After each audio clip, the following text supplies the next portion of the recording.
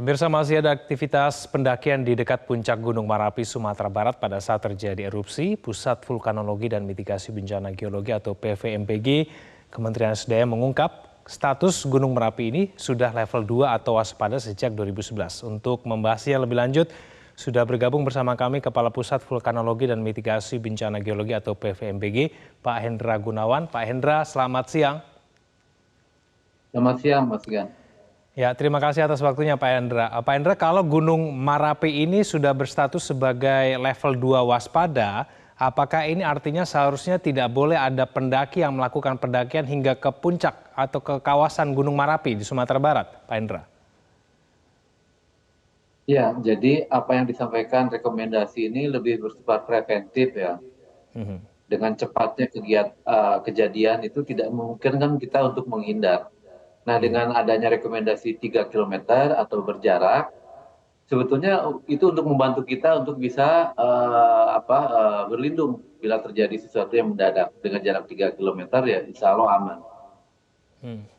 Tapi kenapa tidak ada peringatan dini Pak Hendra yang kemudian disampaikan supaya para pendaki ini tahu betul begitu bahwa kondisi gunung yang sedang mereka daki ini statusnya di level 2 waspada begitu? Jadi secara rutin kami selalu mengirimkan surat pemberitahuan atau rekomendasi dalam 1 bulan ini 2 kali. Jadi sudah berlangsung bertahun-tahun sebetulnya. Kemudian juga kita melakukan koordinasi ya, rapat-rapat, dan di rapat juga di daerah kita sampaikan bahwa kondisi Gunung Marapi memang level 2 dan rekomendasinya 3 kilometer untuk tidak ada kegiatan aktif manusia. Selalu kita sampaikan. Baik. Pertanyaan berikutnya Pak Hendra, kenapa ketika erupsi ini tidak ada tanda-tanda awalnya begitu sehingga terkesan ini erupsinya sangat mendadak begitu? Ya betul, tepat sekali. Ya memang erupsinya sangat mendadak. Itu sebetulnya yang melatar belakangi kenapa selalu dalam posisi level 2 atau waspada gunung ini. Karena memang kita tidak bisa menghindar bila kita terlampau dekat dengan kawah. Itu sebenarnya melatar belakangi kenapa waspada. Karena memang latar belakangnya adalah sifatnya erupsi yang mendadak. Dan dampaknya hanya di puncak. Jadi warga yang jauh mungkin tidak terlalu memperhatikan ya. Karena memang tidak terdampak untuk warga yang jauh dari puncak. Nah ini pemicu erupsinya itu apa Pak Hendra? Nah ini dari proses monitoring yang kita lakukan, gempa-gempa aja sangat miskin ya yang terekam. Artinya diindikasikan tidak adanya suplai dari kedalaman, dari suplai magma. Nah ini kemungkinan prosesnya bersifat dangkal. Jadi proses dari material yang sudah ada yang tidak jauh dari dasar kawah. Nah proses ini mengeluarkan gas yang sifatnya berproses ya, terakumulasi yang membutuhkan beberapa tahun atau bulan.